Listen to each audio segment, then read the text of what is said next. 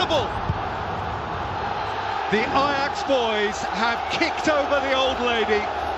En 2019, l'Ajax Amsterdam a impressionné le monde du football avec un jeu vertical, dynamique et porté vers l'avant.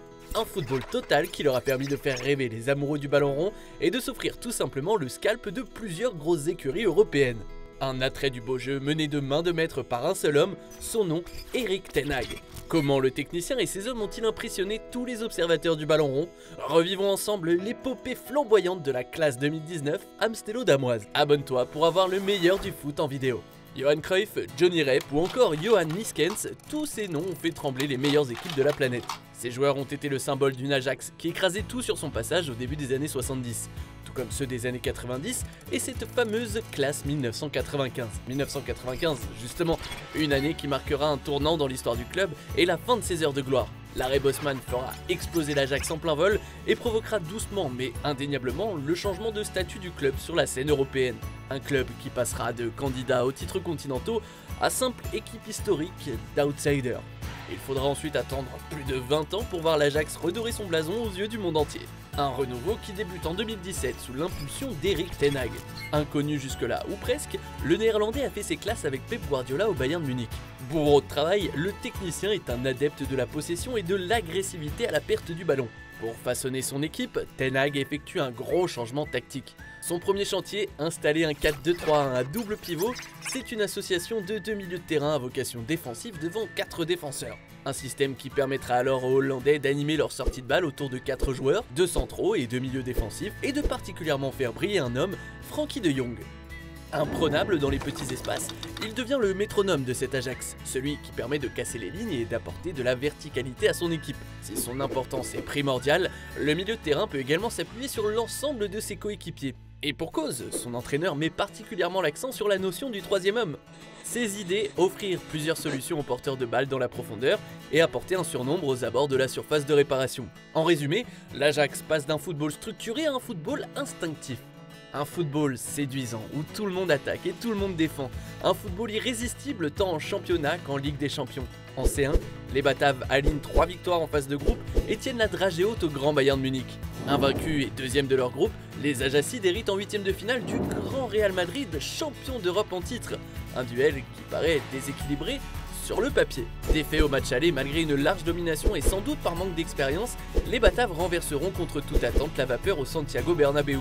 Double contact de De Jong, accélération de Neres, crochet de Ziyech. Si les joueurs de l'Ajax sont en feu, un homme en particulier crève l'écran à lui tout seul.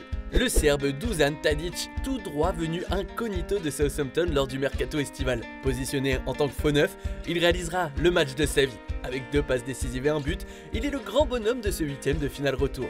On en oublierait presque dans tout cela l'importance d'hommes comme Donny van de Beek et Matthijs de Ligt. Ça tombe bien, les deux compères seront les grands artisans du succès de l'Ajax face à la Juventus de CR7 au tour suivant. Tous deux buteurs au Juventus Stadium, ils livreront comme le reste de leurs coéquipiers une nouvelle performance collective exceptionnelle. La presse européenne est alors dithyrambique. Cette bande de gamins épate de par son beau jeu et sa capacité à regarder les mastodontes dans le blanc des yeux. Survoltés, les Hollandais ne veulent pas s'arrêter là. En demi, c'est Tottenham qui se dresse sur la route des Ajacides. Face aux Anglais, la bande de Daley Blind arrive avec des préceptes de jeu solides. Ce sont dorénavant eux les favoris à l'approche de cette double confrontation. Côté Spurs, la troupe de Mauricio Pochettino est sur une lancée incroyable. Victorieux au tour précédent de Man City, tout semble réussir aux Londoniens. Vainqueur à l'aller et dominateur au retour, De Jong et ses potes ne parviendront pas à enfoncer le clou. Mais la suite, tu la connais. Les Bataves passent en quelques secondes du bonheur au drame suite au but de Lucas dans les derniers instants du match. Tottenham, miraculé, accède à la toute première finale de C1 de son histoire. Un scénario cruel pour cette jeune équipe bourrée de talent. Les Hollandais se consoleront grâce à un doublé championnat Coupe des Pays-Bas. Avec 86 points à la fin de la saison, les Lanciers finiront devant le PSV Eindhoven et Feyenoord, les rivaux de toujours. Ces succès nationaux, cumulés au jeu sexy affiché en Ligue des Champions, attireront les convoitises des gros clubs européens. Durant l'été 2019, les Ajacides se retrouveront amputés de leur maître à jouer Frenkie de Jong et de leur patron de la défense Matthijs de Ligt. Les deux Néerlandais partiront à quelques jours d'intervalle, respectivement au FC Barcelone et à la Juventus. Peu importe, de cette flamboyante équipe de l'Ajax Amsterdam, on retiendra un aspect prononcé du beau jeu. Un football total, généreux et dans lequel les joueurs sont prêts à tomber les armes à la main pour leur identité de jeu. Une capacité exceptionnelle des Bataves à pouvoir se sortir d'un pressing étouffant en quelques passes laser. Une bande de gamins qui a fait rêver l'Europe entière. Et vous, pensez-vous que cet Ajax Amsterdam aurait dû aller en finale face au Liverpool de Jürgen Klopp en 2019 ? Merci d'avoir regardé notre vidéo. Si tu as kiffé, n'hésite pas à parler de notre chaîne autour de toi, d'aimer, de partager. Ça nous aide énormément pour continuer de créer encore plus de contenu sur l'actu foot. Quant à moi, je te dis à très vite pour une nouvelle vidéo. Ciao!